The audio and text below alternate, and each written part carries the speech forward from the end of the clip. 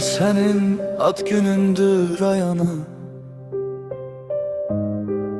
Yine gelip sığındım ben mekana.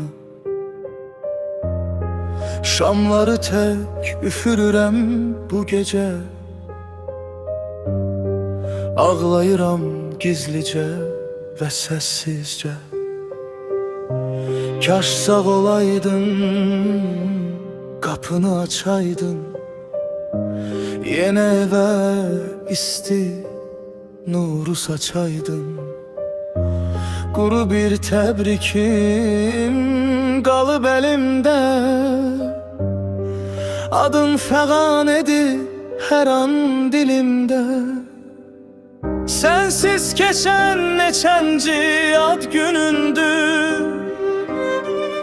Mənim üçün ən ağır qəmli gündür. Layla de gəl mən yuxuma qonaq ol.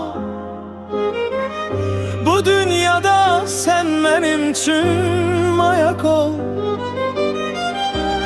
Ad günündə bir kürsün boş qalıbdır.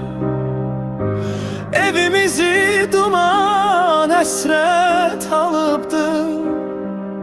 Gözlərimdən yaşlar süzülür dəmdən. Ayrılmışam ana erkən mən səndən. Hər kəs gəlir bircə sən yoxsan burada. Sensiz bənzəmişəm yaralı qurda. Kaş sağ olub bircə dəfə qucaydın. Dərdimi ruhumdan alıb uçaydım. Yoxluğun bir dağdır sinəmdə yatır.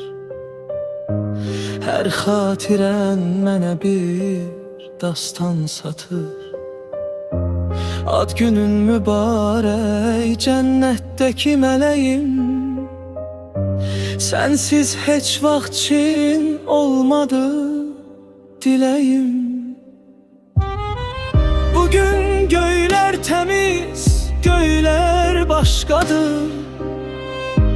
Sənə olan sevgim uca eşqədir. Sen getmişsən mən yetiməm bu yerdə. Həsrət çəkib düşmüşəm ağır dərdə.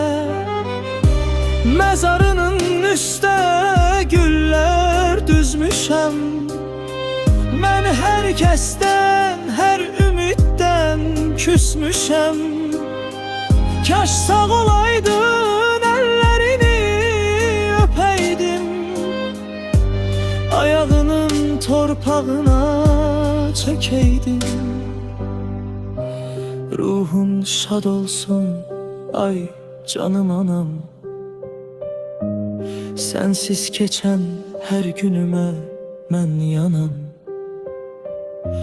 Ad gününü mələklərlə qeyd elə.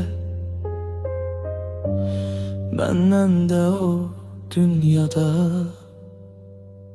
bir yad elə.